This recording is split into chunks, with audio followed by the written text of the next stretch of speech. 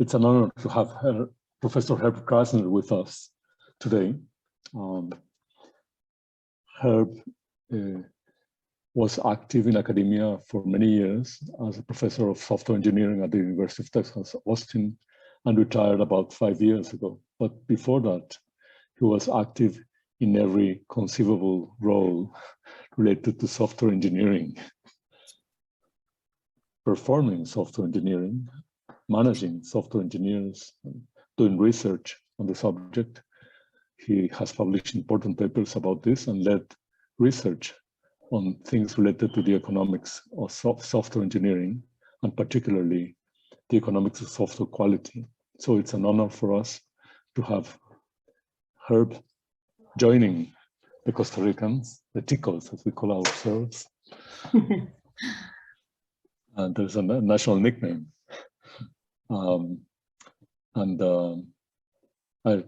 Perhaps Roberto can say a few words about the importance of having Herb with us today. Sí, muchas gracias a todos por venir, and thank you especially to Herb. El tema de la calidad de software es un tema que hemos estado tratando en el club hace muchos años. El club está cumpliendo 35 años y debemos tener por lo menos 30 de hablar de la calidad de software. Y cada vez que uno habla de la calidad de software, la gente del negocio tiene un switch que se le apaga. Pero yo creo que eso está empezando a cambiar. Ayer hablábamos con Herb, ¿verdad? Herb, how many times did you say the report has been downloaded?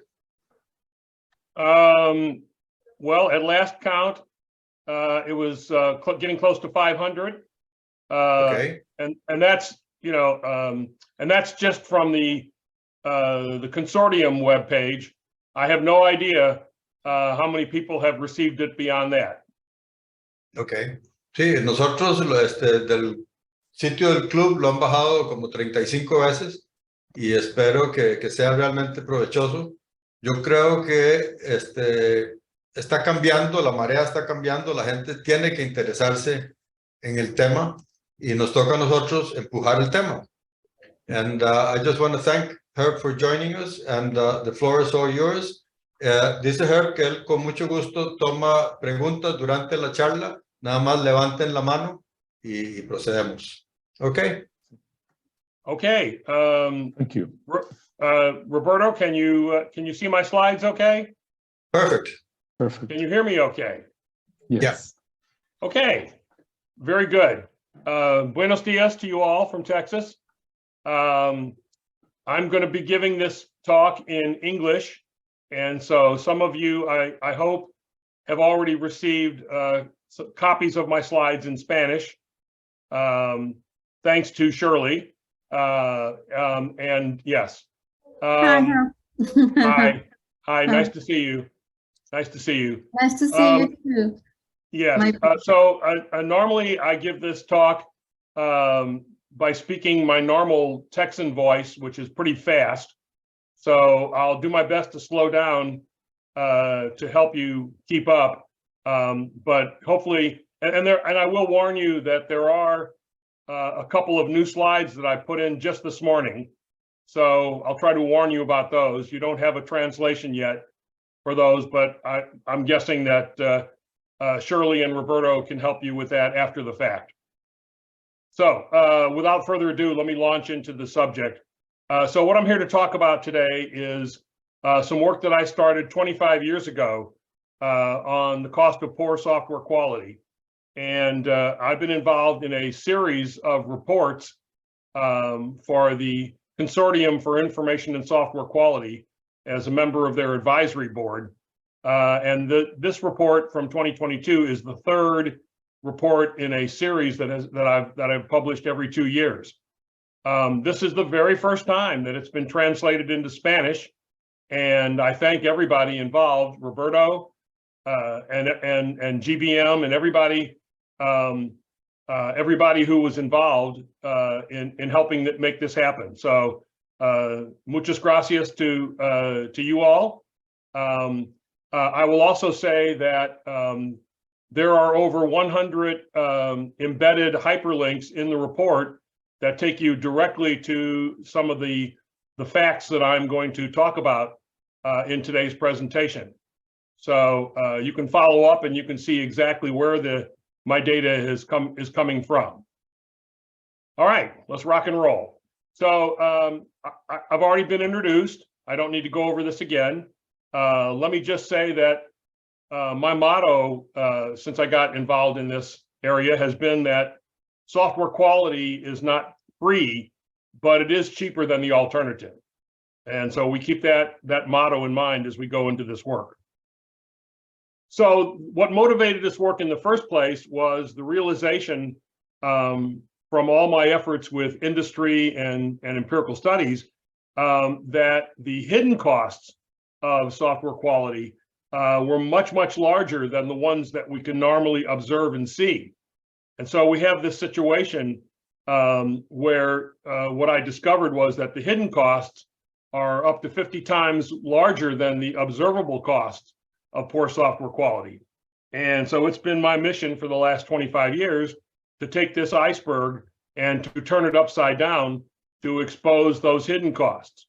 And that was the first piece of work that I did 25 years ago, was to create a model by which the data could be collected and reported that exposed the hidden costs. And that's, that was the foundational work that I did way back. Okay, the purpose, really, the original purpose of this series of reports has basically been to inspire other organizations to collect this knowledge and this information within their own organization so that they would begin to understand exactly how big this problem was in their organization. And that led me to this first order approximation of just how big that problem is. Okay, let me say a few words about the 2020 report, which really started to gain momentum beyond the original 2018 report. So amazingly enough, and this is all stuff that just sort of happened, there were over 500 million media mentions of my 2020 report, thousands of page views, 8+ pages of Google search hits, translated into Japanese. It was widely circulated and reported in some very knowledgeable places like these. But some of my favorite ones, were things like this. I love this one. Okay, in embedded computing design. Poor software quality costs trillions. Yes, trillions. And then he went on to cite my numbers. That was pretty funny. And then there was this one that popped up in the Communications of the ACM, which is one of the prestigious journals for software professionals. So I thought that was quite enjoyable too. And here's the latest information that Roberto asked me about at the beginning. What's happening with the dissemination of this report, the 2022 report. So the interesting thing so far is probably that the total, number of media reaches so far is at this point 229 million, and so this report is being circulated all over the place, and now that it's in Spanish, it's going to circulate even wider than it ever did before. So it's popping up in a lot of places, and I would imagine that will continue as more and more people discover that this report exists. Okay, and so that doesn't even mention, the Spanish and Japanese versions that are out there. We don't track those statistics, and hopefully, Roberto will track those statistics for the Spanish version. All right, let me give you some context so that you can understand just how big this problem is here in the United States. In the United States in 2022, the gross domestic product for the entire year was $23.3 trillion. And the entire labor base for the IT workforce in 2022 was approximately $1.51 trillion. So keep those numbers in mind as we look at the magnitude of the cost of poor quality software quality problem. Okay. Also, it's probably important to point out that there was in the United States alone, there was a shortage at the end of the year of about 300,000 IT jobs that were going unstaffed, unfilled. And that's probably gotten worse since the end of last year. Okay, to the numbers. So the overall cost of poor software quality in the United States in 2022, by my estimation, was $2.41 trillion. Okay, and if you add into that the amount of technical debt, which is our future costs, if you will, not current costs, there's also a level of technical debt in the existing software systems that amounts to about $1.52 trillion. So you add those two things together and you realize you've got about $400 trillion worth of problem. Okay, these costs have risen significantly, 40% over the last 4 years. Okay. All right, when you dig down into these costs, the largest bucket of them all has been the cost of operational failures due to software flaws. And that's for that last year, $1.81 trillion. And the largest growth area of them all has been in the area of cybersecurity failures. And then including data breaches, that all by itself has amounted to $1.44 trillion out of the bucket. And that's been rising very quickly at about 45% per year, just the cost of cybersecurity problems.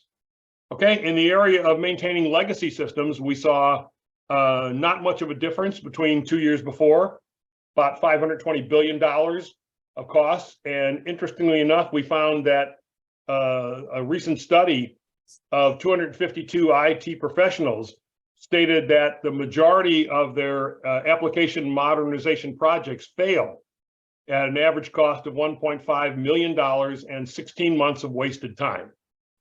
Now, we can later we will dig into why that is indeed true. Okay, we also have about $260 billion of unsuccessful software development projects that never see the light of day. And what we see here is that over the last decade or so, the success rate of software development projects has been fairly steady at about 30%. So we're not very good at succeeding with developing and delivering quality software. Okay, underneath all these areas is the area where all of us software engineering people work, and that is in the area of finding and fixing the defects that cause all these problems. And just in that area alone, we see about $607 billion worth of costs, dealing with all of these problems that I'm talking about. Okay, compare that, if you will, to the 2020 numbers, and you can see that they've gone up significantly. So that's the big picture in terms of the overall cost of poor software quality in the United States today. Okay, this report that I did for 2022 is actually a shift in focus by examining what I think are the major key problem areas, and then transitioning to talk about some solution areas that I see emerging that are going to help us solve these problems. So let me start with the first problem area, which is in the area of cybercrime. And so here are some statistics about that area. The cost of cybercrime due to software vulnerabilities rose 64% in 2021 and 42% in 2022. And the total cost of cybercrime in 2023 is forecast to reach $8 trillion all by itself, and that's worldwide. Okay, the second area that I'm going to focus on is open source software. And basically, open source software is eating the world of IT. And we see in that area that the failures due to open source software deficiencies rose 650% in 2021 alone. I don't have the details for 2022. Okay, the third problem area I already mentioned is technical debt. And that technical debt is now the largest obstacle to making any changes to existing code bases. And we'll dig into that and why that is and look at some specific numbers. Then in my report, and also software supply chain attacks, which involves some of these other things. Okay, then we're going to shift to talk about solution areas. And so I've identified in this report 3 emerging solution areas, which I think together will make a huge difference on the cost of poor software quality. So the first one we're going to talk about is the very boring area of software quality standards and models. The second area that we're going to talk about is new deficiency, exposure, and remediation tools that are popping up in the marketplace. And then thirdly, the use of AI machine learning tools, specifically for the purpose of software quality engineering. Okay, and here I'm not talking about, you know, Chat GPT or any of that stuff, not generative, which is also being experimented with. Okay, so far so good. All right, let me move this little window over. Yeah, can't do that. Okay. All right, so let's talk about some stories that have hit the news that I highlight in the report. So going back a couple of years to when I finished the 2020 report, the first big attack that caused us problems was an attack called SolarWinds. And the SolarWinds attack, you know, was basically a Russian covert operation that ended up costing SolarWinds $5 billion in market capitalization. And for each of the customers that use SolarWinds, they lost about $12 million on average. I'm sorry, is somebody interrupting? Never mind. Okay, the next one that popped up was the Log4j security flaw. And that one, you know, spread like wildfire because it's Java based. And what we saw, you know, during the height of that was 10 million attempts per hour to exploit this flaw in the United States alone, because 95% of all Java programs use this little piece of code. Okay, and then that morphed into Log4Shell, which caused even bigger problems. And then we had, you know, the first major attack on our critical infrastructure in terms of the Colonial Pipeline attack, which shut down the entire East Coast and the supply of gas and oil that they needed just to fill their cars with gas. And that led to losing about 100 million gallons of gas and oil per day for over a week. And that just brought the entire East Coast to its knees. Okay, and then there's a whole bunch of other failure stories that I describe in the report. All of these were quite significant, and I'll let you read that section of the report yourself. The ones down on the bottom in red are things that popped up after I published the report, so there are links to those. But basically, these are a set of stories that, at least the ones that have been published. Okay, these are the ones that we know about. This does not include all of the ones that happen inside of organizations that never see the light of day. So this is just, you know, the tip of the iceberg, as they would say, but they're all significant stories into exactly how much it's costing us in these specific cases for poor quality software.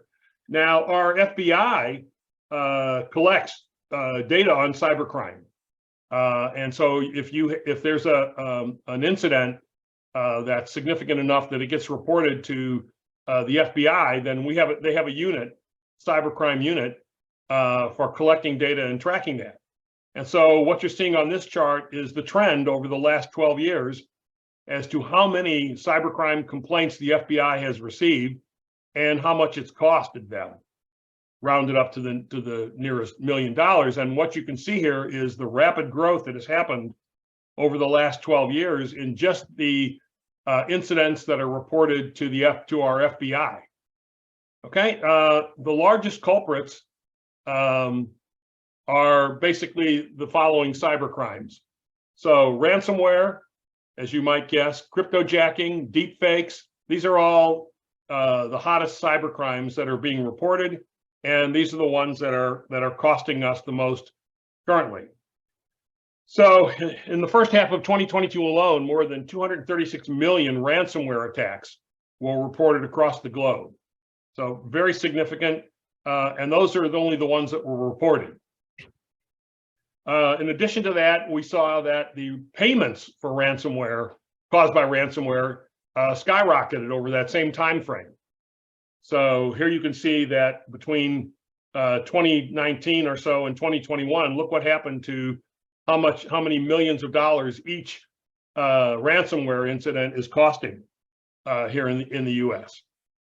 Okay, we also found out from an IBM study that it takes the average organization 277 days to fully identify and contain a data breach, with an average cost up to $4.24 million. Okay, and that's just for data breaches. Okay, the crypto market last year lost $2 trillion all by itself. Hopefully you weren't invested in Bitcoin or any of the other cryptocurrencies. Okay, and then here's a breakdown of where those losses were seen by victim type. And so investment fraud was probably the biggest of the bunch. And you can go through this and see the details. This is all published information you can find on the FBI website. Okay, in terms of ransomware, which again that was the big area. Here are the attack vectors, the most popular attack vectors that were reported by the FBI at the end of 2022. And then just recently, we've had a new one pop up since then. That's basically a file transfer tool by Fortran called Go Anywhere. And so we've already seen 130 incidents pop up just since the end of the year in this particular area alone. Okay, and now, one of the messages that I like to give to the C-suite people who might be watching is, what is the actual impact of this to you? And so, I like to remind them that, did you know that your company's credit rating goes down when your cybersecurity risk goes up? Okay, and so do your insurance payments. They go up as well. So there is a cost, that to your company when you are riskier than need be with regard to cybercrime. Okay, what's interesting that's happening here in the US, I don't know if it's happening in Costa Rica, but here in the US, the government is beginning to shift the burden of cybersecurity to critical infrastructure to the owners of that infrastructure, and specifically to the makers of the software that run on that critical infrastructure. So that's kind of a new thing, which I'm very glad to see, because that's a major part of where the blame belongs. Okay, now here's an interesting new slide that I added just this morning, specifically to Costa Rica. So guess what? Okay, you guys are in the news. You've made the news. Okay, and we are sending you a large amount of money to deal with ransomware attacks because of what happened to you last year. So I'm sure you probably all know this, but last year in mid-2022, Costa Rica declared a national emergency following attack from the Russian-linked Conti ransomware group that crippled your nation's tax and pension systems. Okay, the $25 million that we're sending you, you're welcome, will help your Ministry of Science, Innovation, and Technology build a security operations center for detecting, responding to, and preventing cyber attacks.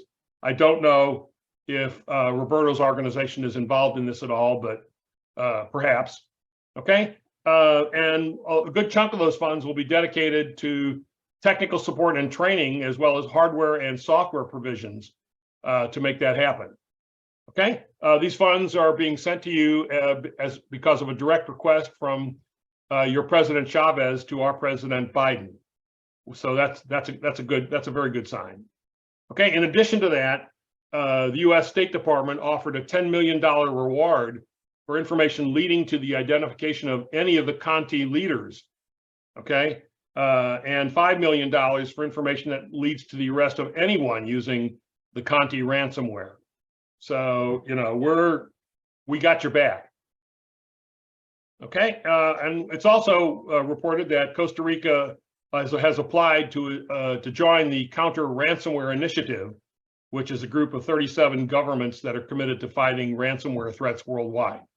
That's a very good sign. So this is all new information, new slide, and perhaps Shirley will help translate this slide for the rest of you and get it out. And I will contact her afterwards and send it to her. Sure. My pleasure. I will help. Thank you. Appreciate it. Okay, so now let's switch our focus of attention to the second problem area, open source software. And here's some interesting facts that I've learned about open source software. I mean, it is the case that most systems carry hundreds of different components on average, many of which are open source software and many of which those organizations don't even know about. But there's lots of vulnerabilities in those open source software systems, and they're being used all over the place. And so we have a situation where there's a lot of risk that's being introduced into organizations because of the open source software components that are in their systems that they may or may not even know about. And here's some of the statistics driving that. Okay, here's some of the most prevalent, critical, and high vulnerabilities that are being found in open source software. And this information comes to us from CISQ and the scans that they've done on open source code. So this is a real problem. And this is one of those hidden problems that's hiding underneath the waterline in our iceberg model that needs to be exposed. All right, here's some interesting information that was done from a survey done by Synopsys, which, by the way, is one of the companies that sponsored my work. I'm not telling you to go out and buy Synopsys software. I'm just saying, I'm just thanking them for supporting me in doing this work. So they looked at the percentage of the code bases that they had scanned involved in various industries to look at the percentage of that code base that was open source. And I think you can see here by this chart that the biggest area was in the Internet of Things, where there's over 90% of the code base is open source, and smaller areas, you know, cybersecurity itself is loaded with open source. Okay. Now, these survey results from Synopsys were based on 2,409 audited code bases that they did in 2021. And they discovered, you know, this basic information about the components that they found in their customer systems that they audited. Okay, and then in 2022, they came up with similar results based on 1,703 code bases that they audited. But I think you can see here that you know, most of the code bases contained a lot of components, open source components, and yet 85% of those components were 4 years out of date, and more than 80% contained at least one vulnerability. 50% of you know, were high risk. You know, with an average number of components per code base of 508. That, to me, that's a very revealing statistic. Okay, and then this is a kind of an looking at, you know, what sort of things that you might see, you know, that where there are vulnerable open source components, perhaps in some of your systems. Here's an interesting, you know, chart that identifies what some of the most common ones are and where they're found. Okay, some more information from that survey. They looked at the percentage of those components that contained unpatched high severity bugs. Okay, and so this is what they found. Okay, now let me call your attention to a couple of areas which I found to be interesting. So, you know, again, what you would expect in the area of Internet of Things to be, since there is a large percentage of open source, that there would be unpatched high severity vulnerabilities. Well, I'm not so much worried about that. Okay, what I'm more worried about is this area up here, okay, on top. aerospace, aviation, automotive, transportation, and logistics. Okay, where almost 60% of the code bases that they saw contain unpatched, high severity vulnerabilities. Well, guess what? That's our critical infrastructure. Okay, so that area, that bothers me a lot. Internet of Things, okay, if my security camera doesn't work tomorrow because of that, I'm not going to get too worried about it. But if I'm getting on an airplane, I think I worry about that. Okay, I'm going to skip over this one. Basically, this is just an example of one of the high severity bugs that's commonly found, in Java type systems. All right, let's move on to technical debt. Okay, huge problem. Basically, I'm assuming that everybody knows what technical debt is. So I'm just going to go right through this. If you don't know what technical debt is, we'll try to address that at the end, but basically think of it like real debt that you have to pay back. Okay, total technical debt is somewhere between 20 and 40% of the total value of your organization's technology estate, your entire group of IT systems. Okay, 78% have accrued more technical debt in the past year than previous, but only 42% feel that they know how to assess that technical debt. 87% of global CIOs admitted that the complexity of their existing systems prevents them from investing in the next generation of their services. Okay, boil that down to the software engineer, and you find out that the number of hours that the average software developer spends on addressing technical debt is basically 1/3 of their time. Okay, and yet the research that we see indicates that 70% of development teams always or frequently skip the security steps due to time pressure when completing projects. Okay, so that doesn't sound good. Okay, and so basically the bottom line is that technical debt is going to get much worse if nothing at all is done. And so perhaps it's time to rethink the notions of quick and dirty and start building refactoring it directly into your life cycle.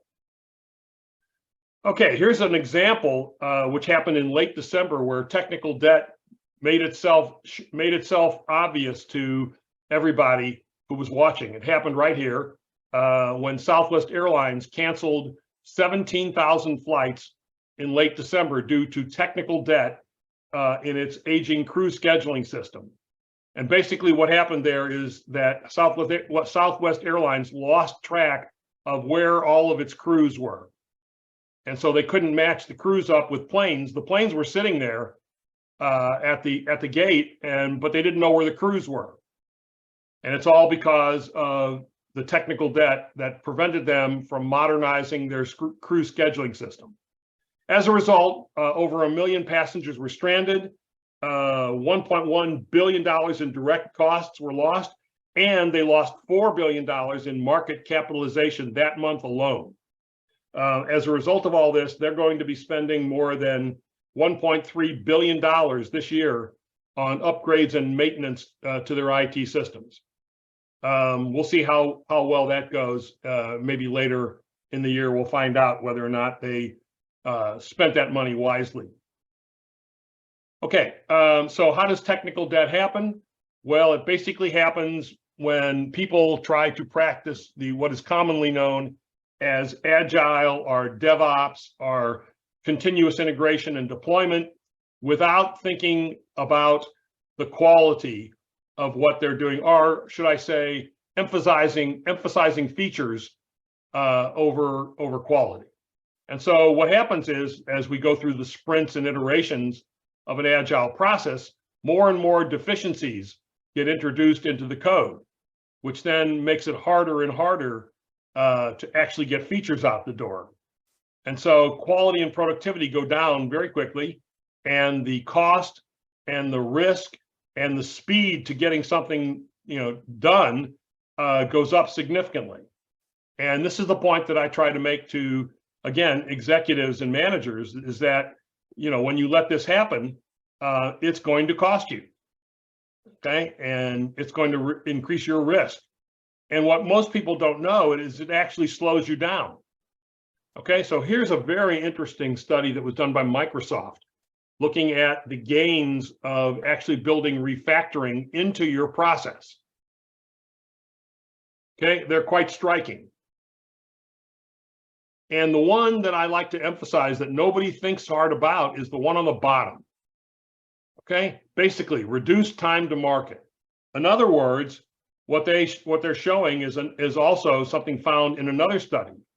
Organizations who actively manage their technical debt will ship at least 50% faster. So you may think that you're being agile and trying to get to market or get to operation quickly, but if you don't manage your technical debt, it slows you down. Okay, and here's the proof. Okay, so now we've looked at all the problem areas and the level of problems that they're causing. Let's turn our attention to the solution areas. Okay, so let's talk about quality standards. All right, and so I think we all know that if it was easy, we'd all be doing it. The most useful framework which has recently popped up, which I would recommend for everybody to look at, is the ISO 25000 series that defines what is software quality and breaks it down into the 8 major software quality characteristics and how those characteristics can be used to then measure software product quality at some level. Now, we've had some difficulty. I mean, this is actually, a good standard to start with for defining what you mean by quality in your product development, and also then by measuring it. And so what's happened, is that this standard in and of itself wasn't sufficient to be able to measure quality at the code level. So the organization that I'm involved with, CISQ, decided to get involved, and so they created a new standard called ISO 5055, which defines source code level measures for four of the eight software quality characteristics, these 4. Okay, and so now we have actual source code measures that analyzers can then compute automatically to at least let us know whether we've achieved these particular characteristics of software quality. And what's even more important is that this quality measurement standard is tied to an actual database that enumerates all of the known software weaknesses that are found in common code, called the CWEs. And so I don't know if you know about those or not, but this is where you find the repository and the definition and description of all of those software weaknesses and vulnerabilities that are found in today's systems. Okay, and they're described in terms of a code pattern, which could then be used to actually drive the measurement, which is what indeed is happening. Okay, and so now what we're finding is that this is all being wrapped up into a new suite of code quality analysis tools that are starting to hit the market, which, why not use that?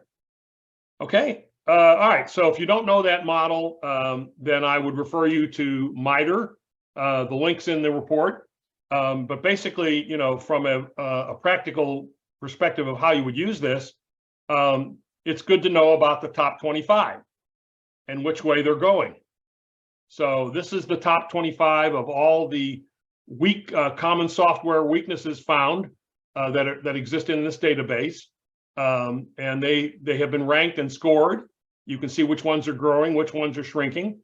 And you can go to the database and look at the description of what that weakness is. And remember that many of these weaknesses are now being used in the quality standards. Okay, and so many of these are measurable, quite measurable in code. Now, unfortunately, we also found this survey that only 29% of 1,200 developers that were surveyed believe the active practice of writing code free of vulnerabilities should be prioritized. And so my question in purple is, why? And if we're going to be real software engineers, then we really ought to prioritize this sort of thing. Okay. All right. So this basically brings us down to some of the work that I started with the empirical studies of software engineering team that I ran back in my scientist days, looking at understanding the real process of understanding and finding and fixing bugs. Not what everybody tells you or describes to you, but this is the real process as we've observed it doing empirical studies. So, and it's important to understand this because a significant percentage of software projects cost today is not spent in the creative activity of construction, but rather in the corrective activity of debugging and fixing errors. And in many organizations, this is much higher than just 50%.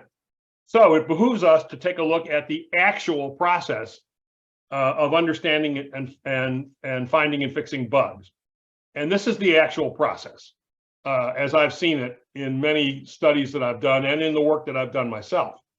And the important thing to point out here is where the effort is actually going. Where is the most effort spent in understanding, finding, and fixing bugs? And that's what the dollar signs in this picture indicate to you. So they're concentrated up here on the process of understanding the bug that's occurring and determining its root cause. And then also in repeating this process over and over again when you don't do it right the first time. But that's where the costs are concentrated, and that's where we should be focusing our attention as far as helping software engineers actually do this, okay, rather than whatever it is that they're doing today to make that happen, okay? I'm not going to go over this one in the interest of time because I'm running behind, but basically here's some practical tips as to where to look for vulnerabilities, weaknesses, and bugs.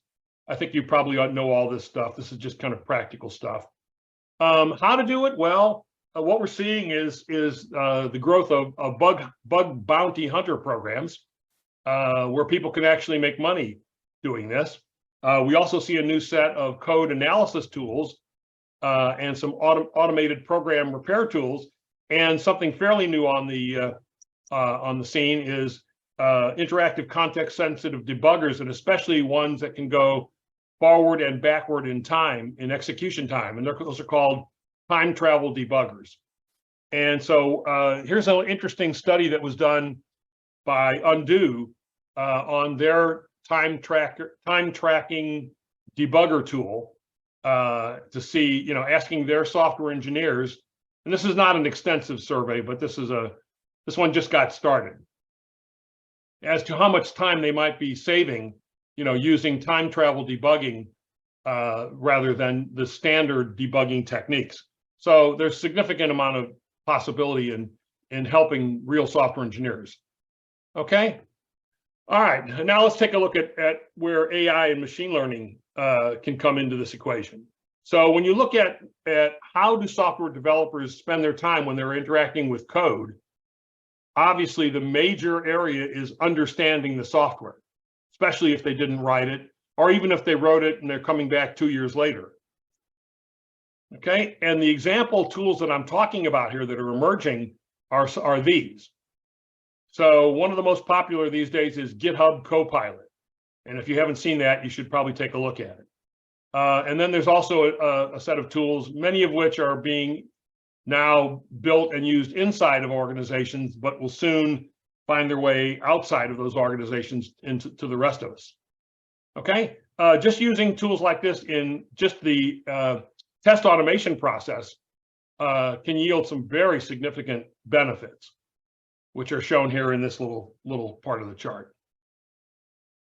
Now, what's missing at this point are those AI-based deficiency prevention tools that can take the known patterns, for example, in the CWEs, and use those to catch in real time as code is being written. Because if you can prevent deficiency from being written into the code in the first place, you stop it from ever having to be fixed. And so inside, what I would imagine in the future is inside of your code editors, as a software engineer is typing in code, that he will be flagged and warned that he's introducing a known deficiency into the code that he's writing, and please don't do that. Here's an alternative. And I think that's what's going to happen in the future, but I don't see those quite yet. Okay, so let's boil this down to the recommendations that I am making specifically as a result of this series of reports. And not all of these recommendations are focused at you, but they're focused on organizations in general, starting at the very top. So what I like to see is my report, or at least the executive summary, find its way onto the desks of the C-suite people who need to be on board to make this happen. And here's what I tell, like last week when I was in Washington, D.C., I was making this presentation to a set of C-suite executives. And so this is what I'm telling them. Okay, this is what you need to do. Okay, and then within your organizations, I'm recommending that you proactively address flaws and vulnerabilities, and you reduce the burden of existing technical debt by, as I've said, introducing refactoring into your life cycle. At the team project level, I basically make this set of recommendations. And even down at the software engineer level, I make these as a broad set of recommendations. And these are described in the report. And I think, in order to make this happen, it's not the sort of thing that if you're a software engineer, or if you're a quality engineer, or if you're a tester, that you can make this happen from the bottom of an organization if the people on top of you, above you, aren't involved. Okay, so that's one of the reasons why quality is typically ignored, and that's one of the reasons why I created this model here, which I'm calling the DevQualOps model. Now, this may look to you like a lot like the DevSecOps, which it is, only it's bigger. And so this is the typical thing that you see when people talk about DevOps. What I'm adding into it is the notion of continuous quality engineering that happens throughout this process, in terms of introducing gates and criteria and measurement and other tools that are becoming available to actually make quality a part of the DevOps process. Quality being something much larger in concept than just security. DevSecOps, remember that when you look at the ISO model, security is only one of the 8 factors. The other 7 factors, plus security, constitute what we really mean by quality in this model. Okay, and that brings me to the situation where we now see that there are a set of practices and tools that are emerging to support this model, which then brings me into talking about the entire tool space. Okay, so if we look at the tools that are available to you, that are out there in the marketplace to help with this problem, we find what I would call a conundrum. We have this picture. Okay, we have more tools out there than you can shake a stick at. And the question then becomes, well, are these the tools that I'm talking about in terms of supporting the DevQualOps model proactively? And the answer is no.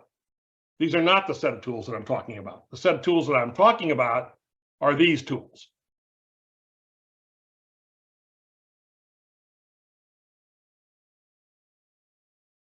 So if you've never seen any of these tools, then you need to go out and see some of them, because these are the ones that are going to help you with implement DevQualOps. Okay, now along with the tools, obviously we need to have a set of best practices. And so here's an interesting look at a state of software quality survey that was done by Micro Focus, where they looked at some of the best practices that they see, and they differentiated those best practices by who's using those best practices in terms of the quality leaders in the field versus the laggards in the field versus what we call the mainstreamers. And what we see here in this survey is a very interesting pattern of who is actually doing quality stuff. And so let me bring to your attention 2 particular areas that I find interesting. One of them is this area here, the adoption of specific quality standards, which is one of the things I'm recommending. And what you see here is that the leaders and the mainstreamers are doing pretty well, but the laggards are not.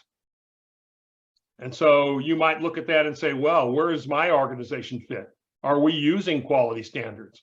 Or are we just saying we're just talking about quality as some ethereal notion that nobody can define? Okay, so that's an important one.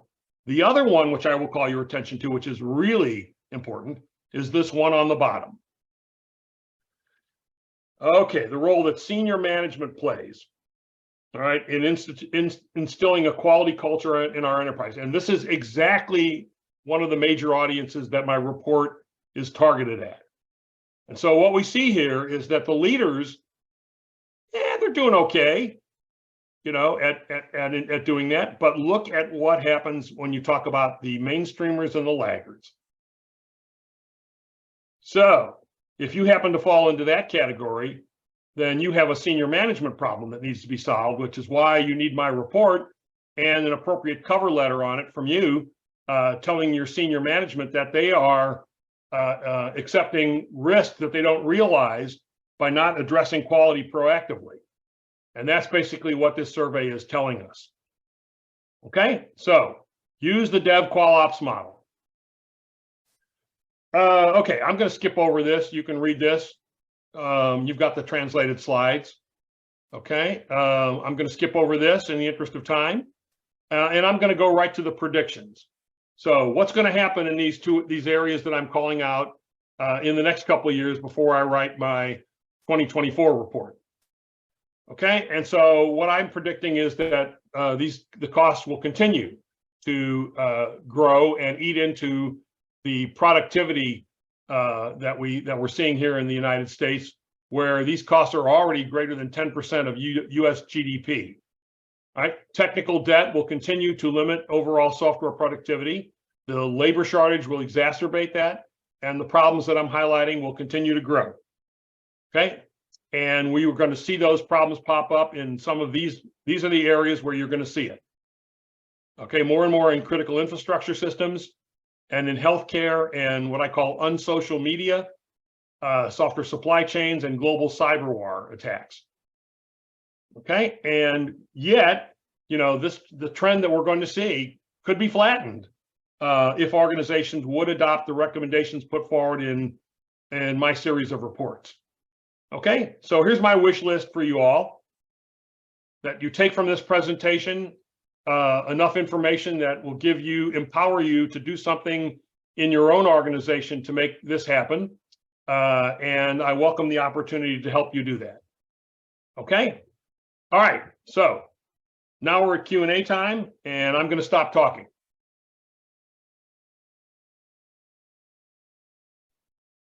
Is anybody still there? Yes. Yes, we are. Okay, Yeah. you have control back, Nacho. I have a little question just to melt the ice.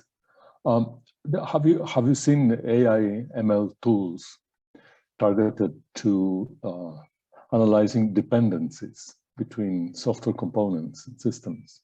Yes. Because sometimes you do the simplest reuse is copy and paste. Yeah, a lot of people still do that. Yeah. I believe if you look at the cast tools, you'll find that feature. Mm-hmm.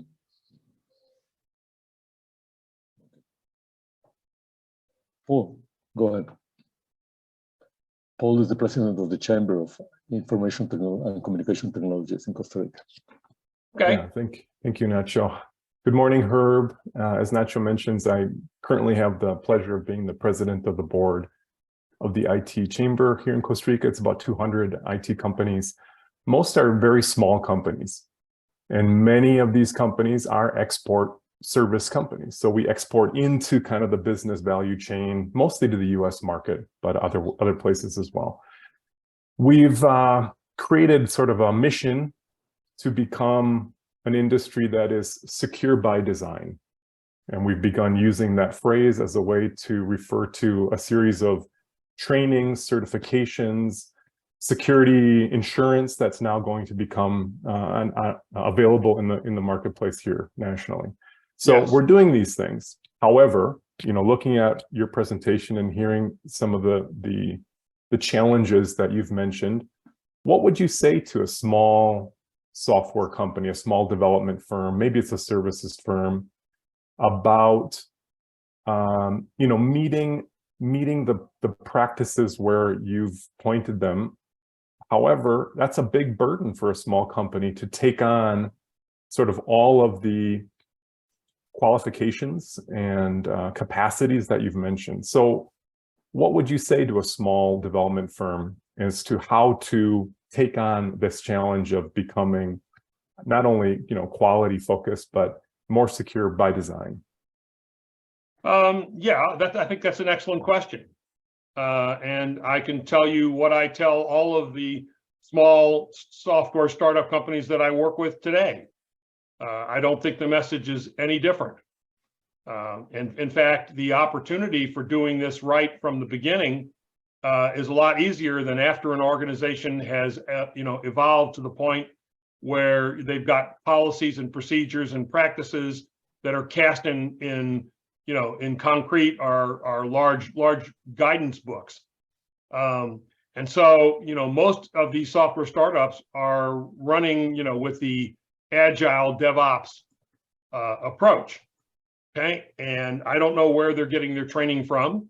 But I mean, the point of that is, again, that Dev Qual Ops as a new focus of attention will yield something that gets to market faster and better than otherwise.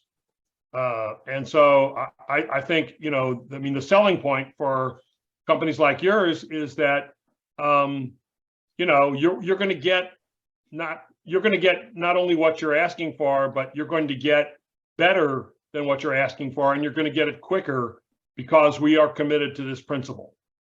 And however you want to cast that, in terms of measurable characteristics, like in the ISO model, it doesn't really matter, but it's a strong selling point, which organizations that are startups can adopt right off the bat because they're flexible enough to do so. Yeah, so it's not so much about having all of these kind of institutional roles in the organization, the quality manager, and it's sort of capacity of a team and processes. Yes. In fact, it's exactly opposite of the bureaucratic approach. So if you remember back, and the reason I mentioned it in that terms is because we were just looking at an insurance policy to work on a project in the United States, and it just had this list of roles. Is there a quality, whatever manager? Is there? You're saying, well, of course not. When you have a shop of 20 people, you're not going to have all these roles. Well, they don't understand. I mean, nobody said that the United States, insurance companies have any clue as to what it takes to develop high quality software and get it out the door quickly. So, what I would say to you is if you're trying to, address the letter of the law that they're sending you, that you basically claim, yes, we have all those roles and here they are. They're all in our development team. And it's called, distributed. Everybody has that role, and yes, we have that role.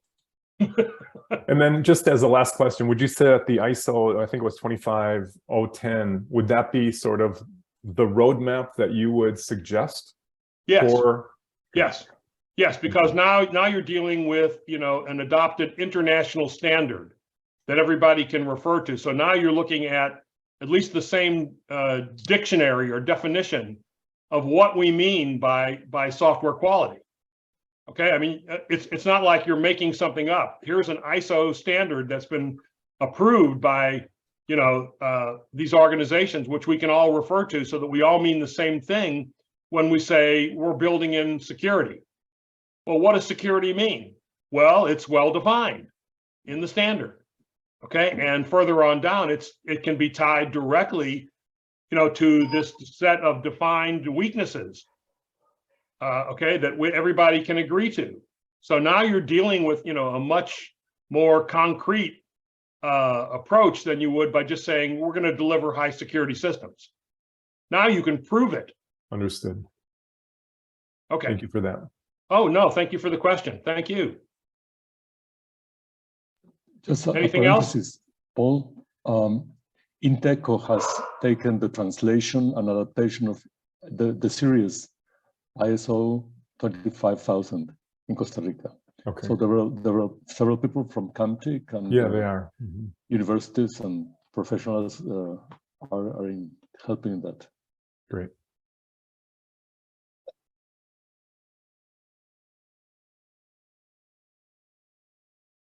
Rodrigo Núñez, go ahead.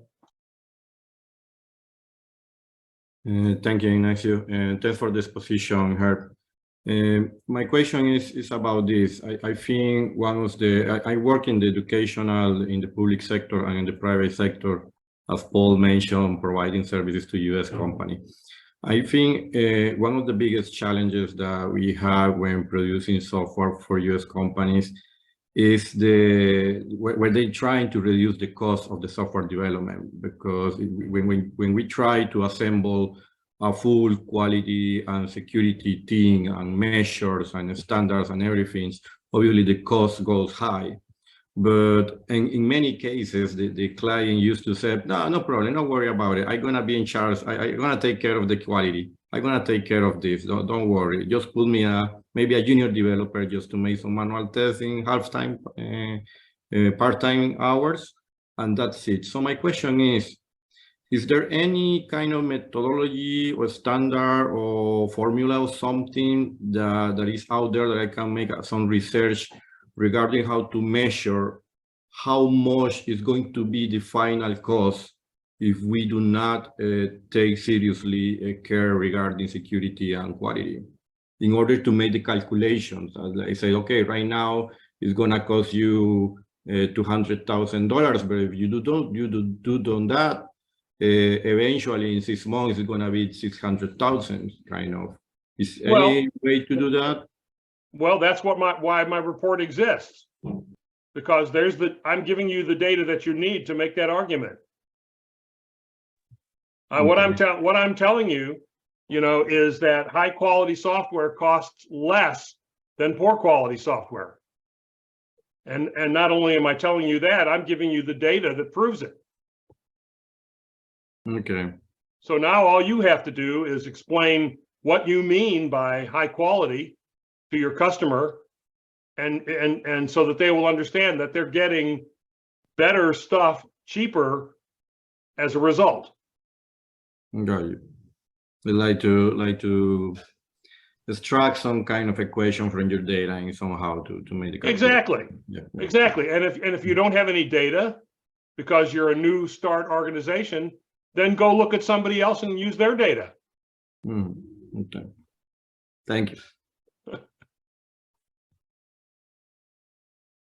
Okay, any other questions? ¿Más preguntas? Si necesitan traducción, con mucho gusto ayudamos.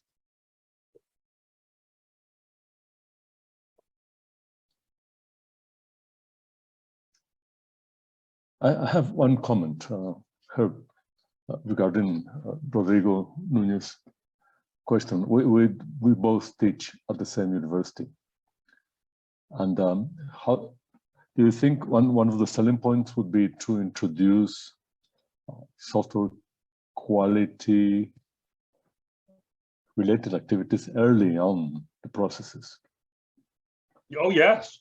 Yes. Oh, yes. I would like, yeah, I would like this. I mean, I've spent 20 years or more teaching the next generation of software engineers how to become real software engineers. And yes, introducing quality right at the beginning, is how I always did it. Even when teaching, freshman students how to design software, all right, there are a set of design principles that I'm sure you know about, that can be introduced very early. And that's exactly what we want to have happen. When we want real software engineers developing real quality software, that's what we want. And yes, I agree with you 1,000%. That's what my academic career has been about. And I still, to this day, I started on this career, back in the 1970s. And even today, I still get contacted by my former students thanking me for what I've taught them along the way. So yes, introduce quality early. I think it's also for people who are going out the door, your graduates, I think it's also important that they get a shot of what I would call the economics of software quality. Yes. Okay, because what happens with some of our best software engineers is they are put into positions where their principles are compromised by their upper management, and I think that our new generation of software engineers should have the tools to fight that argument. Mm-hmm. That's what I do mostly on the master's program, but on the undergrad. Yes, that's right. That's where I started this work too. Okay. Yeah. Thank you. Oh, you're welcome.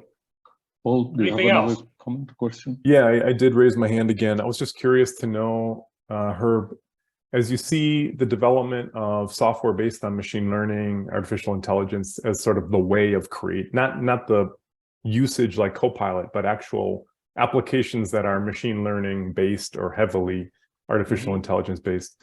How do these quality processes apply to that area? Because here you're starting to see, quote unquote, software come out in the machine learning space and people complaining about the errors and all this, right? But it really has to do with the model and not the software. So I'm not sure how you would apply. Well, okay. Let me make a specific comment. So I think everybody is now aware of ChatGPT, right? Of course.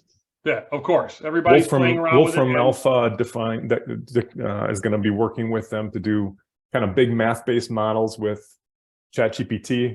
It's fascinating. Yeah. Well, I know of a number of people who are trying to use ChatGPT to create code, and I'll just tell you that it ain't going well.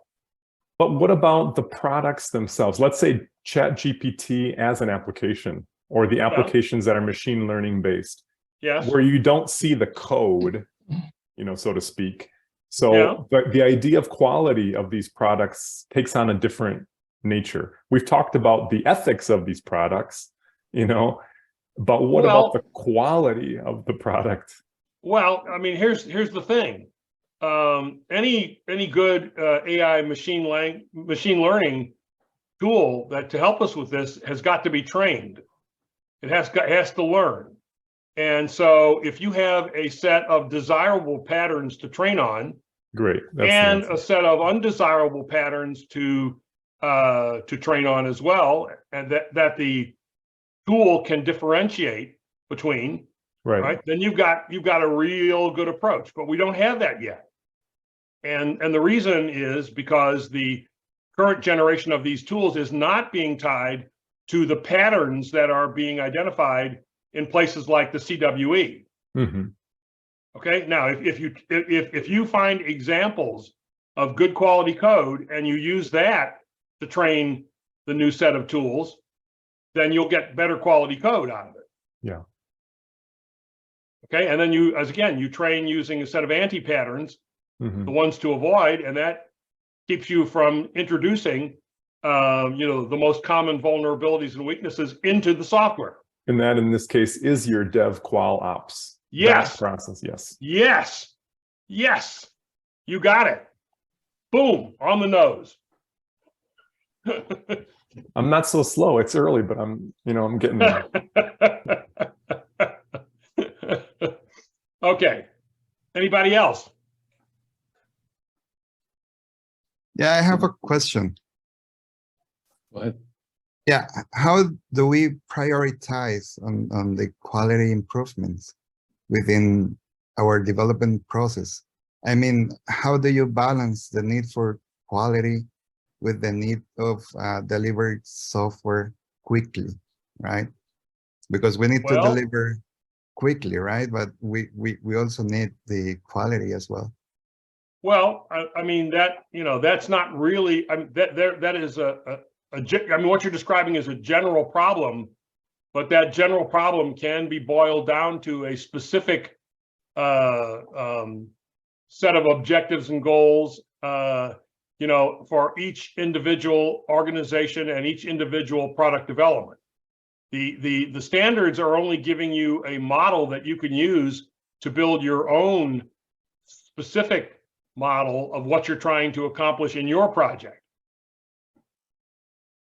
And, you know, and the idea of what's more important than what is something that I cannot define or dictate to any particular organization because of the situational context in which they develop software. You can't, that's the answer that you would give for a critical infrastructure system is not the same one that you would give for, you know, an online video game. Right. Yeah. It's situationally and contextually dependent, and you have to define it. Yeah, makes sense. Thank you very much. Any more questions? Más preguntas? Well, thank you very much, Herb. You're doing wonderful. We look forward sharing your video so that people who couldn't come today will learn from it, and also we will publicize and disseminate the report in English and Spanish to the audience. We have good connections with other Latin American countries and IT organizations and university networks, so that we will help disseminate this in the Latin American Spanish-speaking communities. That's wonderful. That's all I could ask for. Good. And thanks for keeping this and doing the good work. It was my pleasure, and it was very nice meeting you all. It looks like we had 24 people on the video, and it looks like they stuck with us all the way through. So that's wonderful. So thank you very much, Herb.